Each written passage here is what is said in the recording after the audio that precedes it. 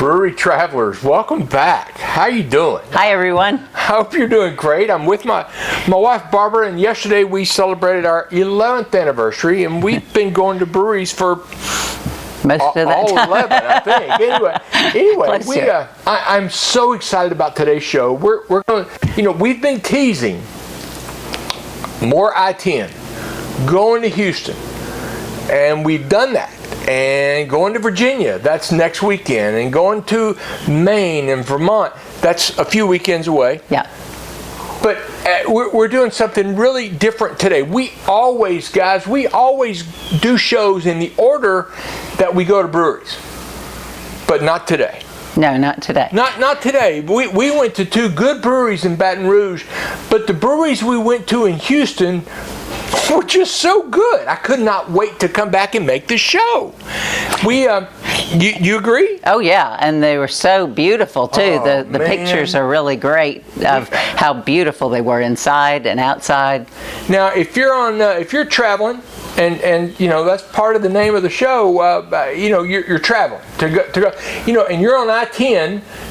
You're going through Houston. You're going to pass. You can't avoid it. You can't avoid it. You're going to pass. Just actually a few feet to your right. You're going to pass St. Arnold's Brewing. Yes, it looks like it's kind of up on a hill from I-10. It does. More than a few feet. But when you're there, it looks like I-10 is less than several feet away. Anyway, we got pictures to show you. It's not with highways, a lot of urban sprawl, nothing like that. This place is fabulous. Now, St. Arnold. Mm-hmm. For those of you not steeped in beer history, or in Catholicism, or Old English history, any of the above, St. Arnold is the patron saint of brewers, and the oldest craft brewery, the first craft brewery in Houston, Texas, was St. Arnold. This is I looked up on our trip. I looked up the list of the best craft breweries in Houston, and we were going to go to a couple. Mm-hmm. And I found several lists. One was the most influential craft breweries in Houston, Texas. Another one was the most essential.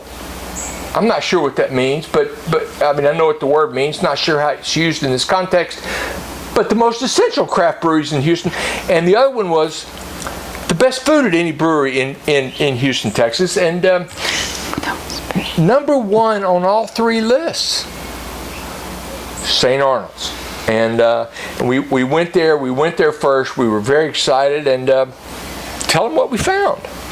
Well, the outside is just unbelievably beautiful and large. It's got an enormous beer garden that it must hold 200-300 people. It's enormous. Yes. And then on the exterior of the beer garden, still outside of course, there was a nice area for families, kids. There was a kids play area. There was some games like cornhole, things like that for the adults. Plenty of seating there too. It was an enormous outside. One of the things that we like to do is tell you, the viewer, who goes here. What type of place is this? Is this a place you go with a buddy or for a good quiet long conversation, or is this place you go? This is a group place, and we saw a lot of groups. Mm-hmm. and they were all having a blast. It was we were there just past lunchtime, and I think there were a lot of people there still having lunch. The food looked fabulous. We just got some French fries to snack on, but all the food looked really, really good. We'll definitely have to go back. And let's talk about the beer, because I was so blown away, and actually I'm drinking one now. This is a Harmony, a hazy IPA at 6.5, but this is not what I had at the brewery, Barbara. I had the Pink Caddy. Right. You remember that? Yes. It was the Harmony with a few extra hops. It was a special release, and the proceeds of each pint sold went to an organization called the Pink Boots Society, hence the name Pink Caddy. So the Pink Boot Society. Now, you know what that is now. Right. It's a charity that particularly supports women and women's health and things of that nature. Women, in particular, in the brewing industry. Women-owned breweries, women-owned brewers, so it is specific. And you know what? The beer was good. Oh, yeah. It was very good. And I had a summer Pilsner that was just delicious, too. It had a lot of, I guess, fruity flavors. Yep. It wasn't a fruit beer or anything like that, but it just had some hints of citrus flavor added to the Pilsner that just gave it a unique flavor, and we brought some of that home with us as well. Yes, it was so good. I should have had one of those. I didn't think about it. We walked out with 6-packs of Harmony and Summer Pills, and actually a 12-pack of Summer Pills. Fabulous beer. I got to tell you guys, the beer here was terrific. The taps, there were over 20. Right, and there was a bar outside that supported the beer garden, and then another one inside for the interior. And the interior of this place was just unreal, gorgeous. It was an old church that was turned into the brewery, and within each of the the hostess called them chapels, but they were little alcove areas in there. There was frescoes painted directly on the walls that were just gorgeous. You'll see pictures of all of them. I took pictures of each one of them. They were so beautiful. All painted by local artists, and I said earlier, this is a place for groups and big groups, and it is. But when you go inside, those alcoves can accommodate groups of 4 and 6 and probably up to 8 or 10, and some of them that were very large. It's this is a fabulous place. One of the things we always cover is dog friendly, and to be honest, I don't know. Oh, it was definitely dog friendly. There were dogs in the beer garden. Great. Yeah, definitely dogs. Okay, fantastic. Yep. They serve food out there, but they're not preparing food, so that's okay. Well, they're preparing the food inside. But the outside was dog friendly, and outside of the beer garden definitely. But there wasn't anyone there outside the beer garden when we were there. It was Friday, a little after lunchtime, so not had a chance to fill up yet. One of the things that, a couple of things, but one of the things that surprised me in particular was how much residential there was around this brewery, and especially the next brewery. Most definitely the next one. But this brewery too. There's a lot of, and this is downtown Houston, guys. We're on the east side of I-10, and downtown is on the west side of I-10,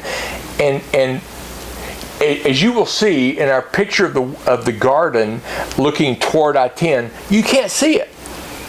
Beautifully hidden, but you're feet away from I-10. Yeah, and I would describe this neighborhood as more industrial than residential, where St. Arnold's was.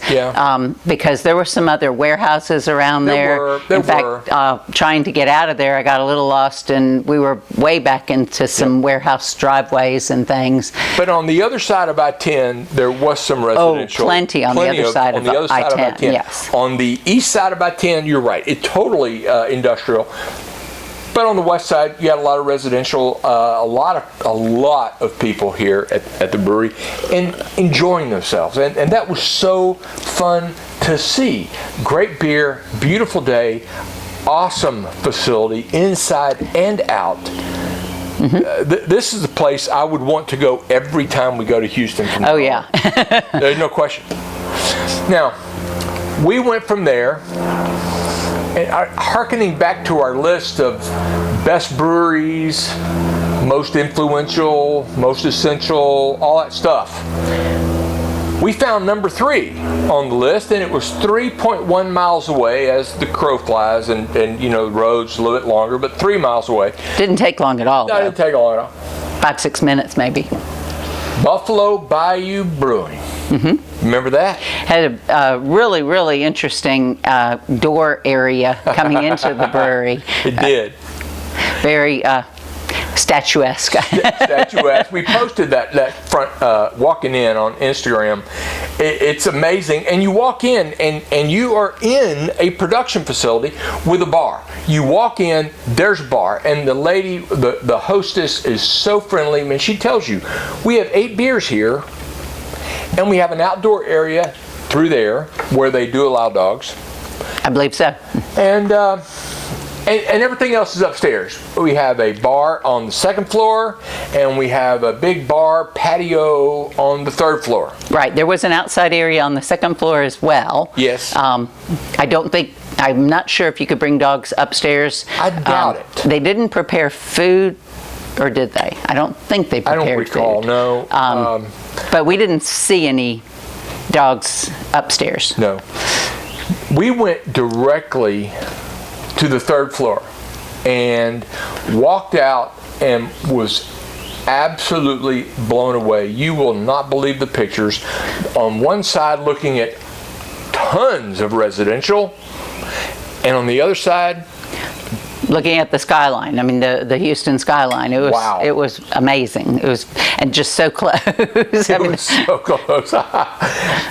It was great. And this is another place for groups, whether it's groups of people after work, whether it's groups of people that have used Buffalo Bayou as a destination, because this is an awesome facility. I'm sure they get a lot of after work traffic because you're so close to downtown, and there's such a huge residential area yes. there. I'm sure that a lot of people will go home and change clothes or something and then just head straight over to Buffalo Bayou.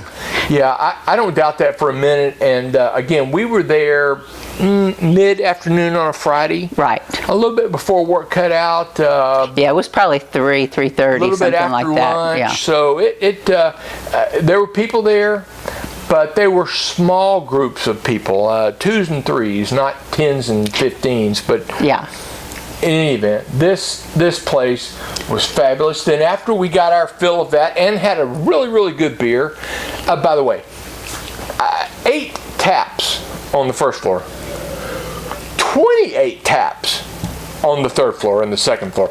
So lots of beer, lots of styles. Any style you could really want, except great dark lagers. They didn't have dark lagers, but other than that, they had it. They had a session IPA that I had. You had several different IPAs. Yes, I did. It was Friday afternoon. But then we went down to the 2nd floor, and the 2nd floor is largely covered.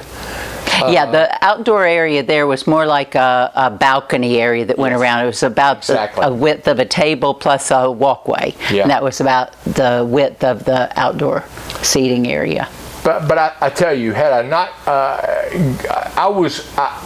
fell in love with Buffalo Bayou Brewing, and had it not been for St. Arnold, I'd have probably talked to Barbara about moving. But I gotta tell you, these are fabulous places. So if you're going through downtown Houston and you have a little bit of time, not far off of I-10, either one of them. Either one. This is these are worthwhile stops, but make sure you have a little time, because this is not jump in, have a beer, hit the road. This is come in, and you're going to fall in love with the place, and you're going to want to stay a while. When you agree? Definitely. And one thing I would say about both of them, even though you have an impression that downtown Houston would be impossible for parking, and I was very worried about that when we drove over, but neither one of them were any trouble to park in at all. They had huge parking lots. Big lots. And that shows they were, 3 miles away from the downtown area. Right. In any event, guys, I really hope you have a chance. We enjoy going to breweries. We've been to tons of them now, well in excess of 300. We've seen small breweries, and we're going to talk about a couple of small breweries on our next show for Baton Rouge. Very small breweries, yes. That are good beer and fun, but they don't have the vibe. They don't have the environment. This place was just exciting. Very, very exciting. And if you're watching today, please like and subscribe to our channel. Please it would do. really help us a lot. Yes. Doesn't cost anything, and it will help us be able to do more breweries and bring more shows. It'll help more people see the show because the algorithm will elevate us on the on the selection. So we hope you get to Houston, and we hope you try these two because these are fabulous breweries. Definitely. You ready? Yep. All right, next show's in Baton Rouge, and then we hit the road. Okay. Thanks.